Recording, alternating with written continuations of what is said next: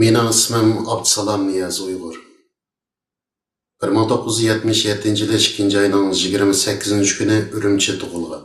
2008 yildan e'tiboran Gollandiyada yashayapman. Abduqahar Niyoz akam 1970 yili 8 ayning 28 kuni Urumchi tug'ilgan. 2013 yili Xitoy istixborotchilariga moslashib bermaganligi sababidan Xitoylar tarafidan zaharlab o'ldirilgan. Aygul Niyoz 1961 yili 12 ayning 19 kuni tug'ilgan.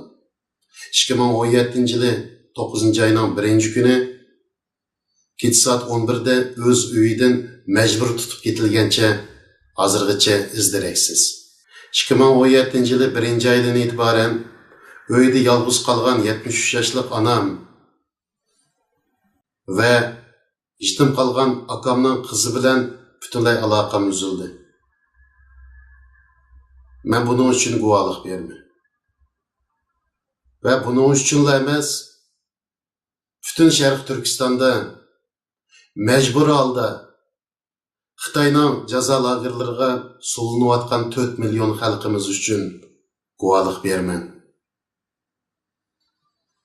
İzdiraksiz g'oyib bo'lib ketayotgan qiron yoshlarimiz va ularning atkaz qilinayotgan ishga a'zolari uchun guvohlik berman.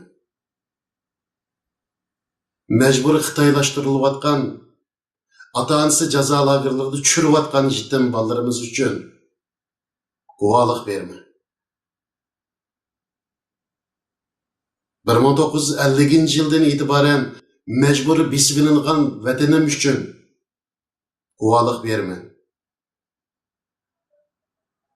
Va uningdan boshqa ismi atalmagan xizmatdoshlarim, sabdoshlarim, savodoshlarim, qarindoshlarim, vatandoshlarim uchun guvohlik berman.